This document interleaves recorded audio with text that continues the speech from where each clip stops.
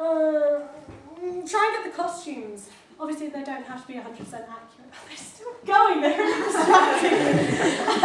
Damn you, James McAvoy.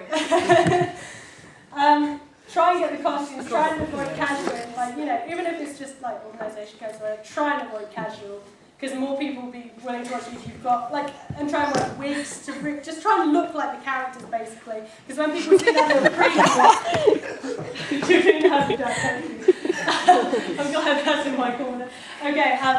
When you're when people are browsing on YouTube, they're like cosplay shows, and they see that little preview. If you're in costume and they can see that and they go, shit, they look like the character, they're in the costume, they're more likely to click it, basically. Oh, using accents, and I was meant to add in voices. If you can, give your character a distinctive voice or accent. Like if, I know some people don't like doing it because they're too shy, but if you're doing a YouTube show, you shouldn't be shy. You're opening up to the general public. So yeah, if you want to, if they're American, try and do an American accent. It doesn't matter how bad you sound, just do it, just try it. We all watch American movies. Southern. Huh? Southern. Southern. So yeah, try, you got real fruit there.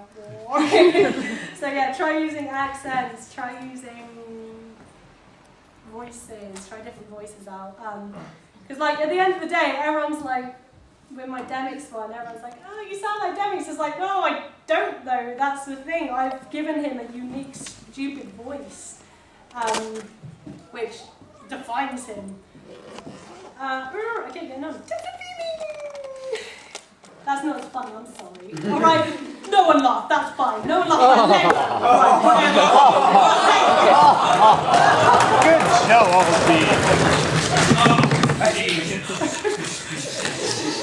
Take lots of shots! Just do the scene over and over again, because there's nothing worse when you go back to edit, which I'll get into later. And someone's fucked up Laura.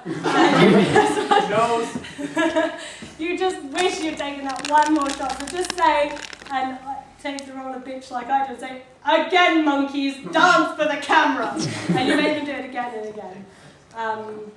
Take it from different angles as well. Take shots from different angles. Play around with it. Experiment. Have a director. Obviously, when you're coming up with the original ideas, seriously, you know, have everyone's input in it, have everyone bring in ideas. But on the day when you're filming, have one person who has what's going to happen in their head. They know the scenes that they want, they know what they want out of it, and they will direct people. They'll say, oh, Amala, can I have you over here and film that? And then you get rid of them, and say, Connor, maybe, no, Charlie.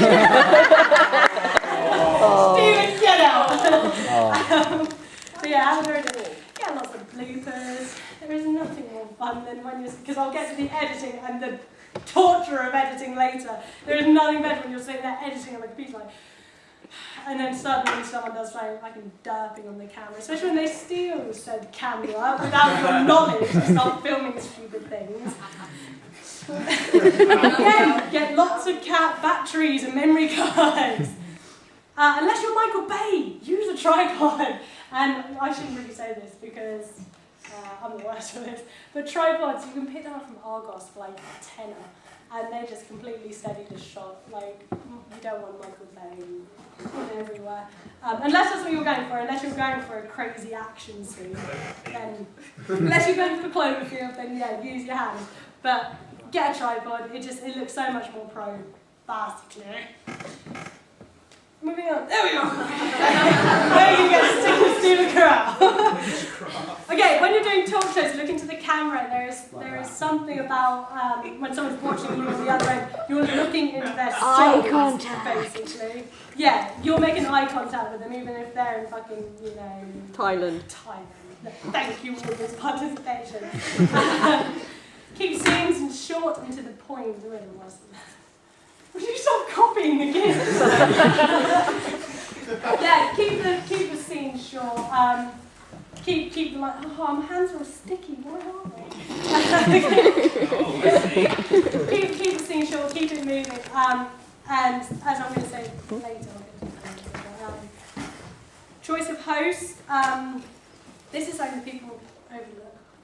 Is when you're choosing your host, choose something that's going to attract people. Like for us, we use Dennis because he's loud, he's stupid, he's obnoxious.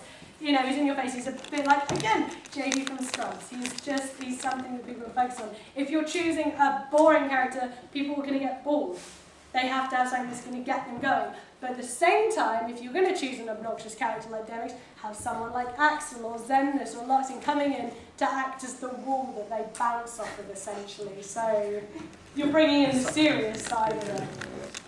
You're bringing in their foil, as you want to say. So yeah, your choice of host is very important. Like Zexion isn't the best choice because he's so dull. He's a very dull character. No offense to Zexion because I didn't hear anything. But if you're going to have Zexion, have someone crazy to balance him out.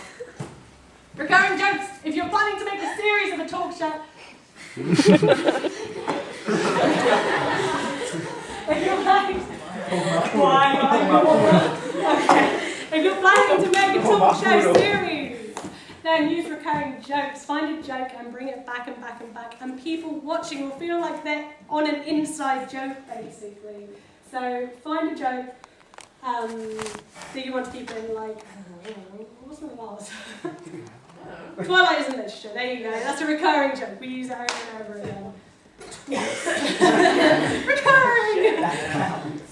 Jump cut editing. This refers to point trois on the screen, which, oh God's sake, of keeping the scenes short. A way of doing this is when you edit, like we did in Demic's time, you cut it nice and precisely.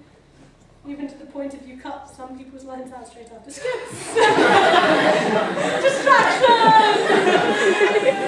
Have a vague idea of what you're doing. Obviously, some of the best things are when you're just walking around with a camera and you fall upon someone who's just in character and they do something stupid. But if you're filming a skit properly, then have at least a vague idea of what you're doing. Yesterday we filmed a whole skit because Danny took her beard off. Danny took her beard off and she started putting it on other people's faces and she was like, that's not legacy, and I was like, okay, we're filming that, we're putting that as a skit. So have at least a vague idea. You don't have to script it, you don't have to script skits. This is from Nat. Kids what she did home, apparently. Thank you, Nat. That's Gilderoy Lockhart in our broad show if you don't know. Keep them short, don't drag it out. Skits, we've only started really doing this. Our Marauder episodes are only going to be about 10 minutes long, and if you're doing skits, keep them to about 5 minutes or less, really, because people will probably want to rewatch them more. Like all the stupid amnesia skits, the Nick and Ellis skits, the Lou and the Stat skits, they're not very long. And if they are, don't leave big gaps between lines, I've already told you that. Don't look at the camera like that unless it's intentional. There's don't break the fourth wall, basically. If you don't want that fourth wall broken, it's such a temptation to look into the camera when it's focused on you, but if you don't want that polar bear, why do you do such pictures? Thank you, Tumblr. Don't look into the camera unless it's intentional, unless you want to reel into the camera, don't do it.